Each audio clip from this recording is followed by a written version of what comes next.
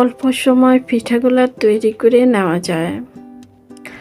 দেখতে যেমন সুন্দর, খেতে অনেক মজা।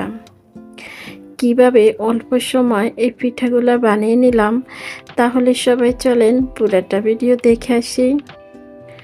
বিসমিল্লাহির রহমানির রহিম। সবাইকে আসসালামু আলাইকুম। Hello viewers, welcome to my channel Mim moms vlog. কেমন আছো সবাই? আশা করি তোমরা যে যেখানে আছো সবাই ভালো আছো।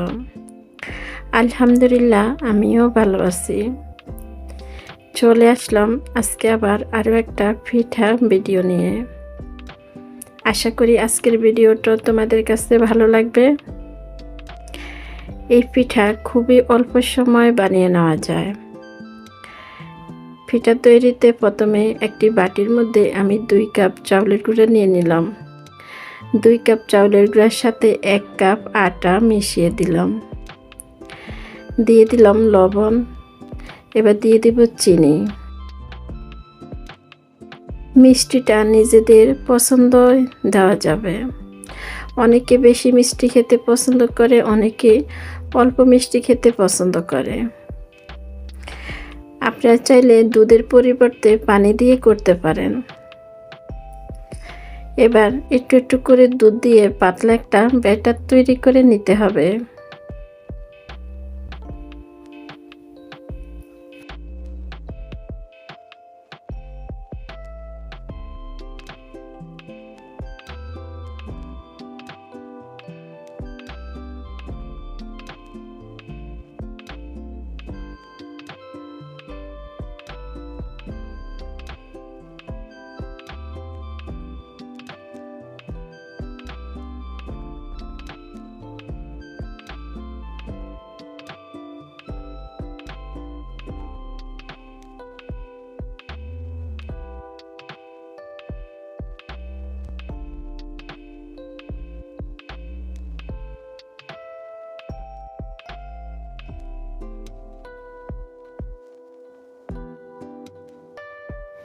একটু একটু করে দুধ দিয়ে পাতলা একটি ব্যাটার তৈরি করে নিতে হবে।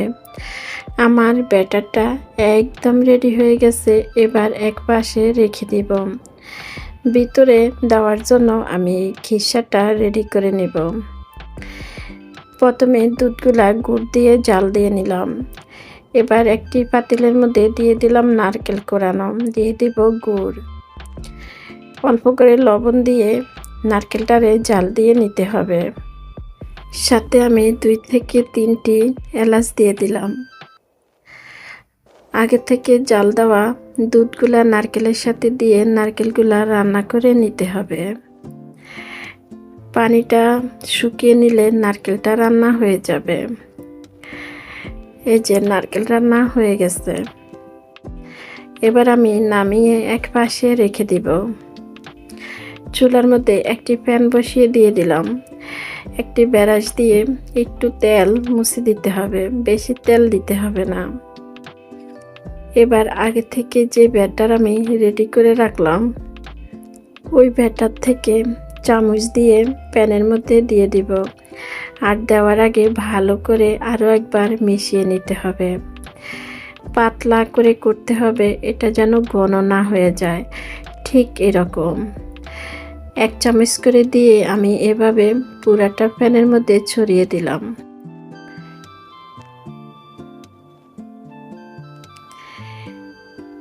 এবার একটা ঢাকনা দিয়ে কিছুক্ষণ ঢেকে রেখে দিব। 1 থেকে 2 মিনিট পরে ঠিক এরকম হয়ে গেছে। এবার একটা চামচ দিয়ে নারকেল দিয়ে ভিতরে আবারও এইভাবে ভাঁজ দিয়ে নিতে হবে।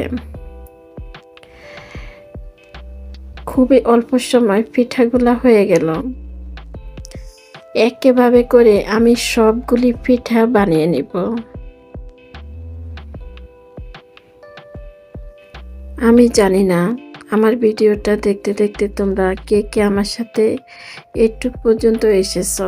তোমরা যারা এসেছো একটা লাইক দিতে ভুলে গেছো, একটা লাইক দিয়ে দাও।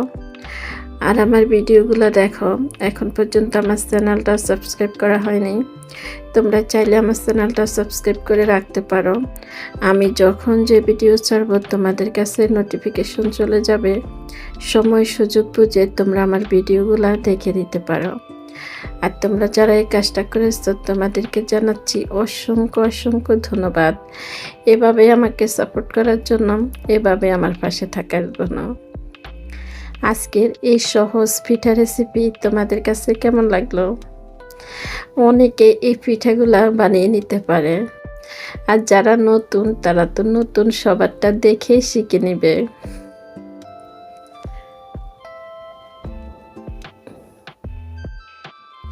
একইভাবে করে আমি সবগুলি পিঠা বানিয়ে নিলাম।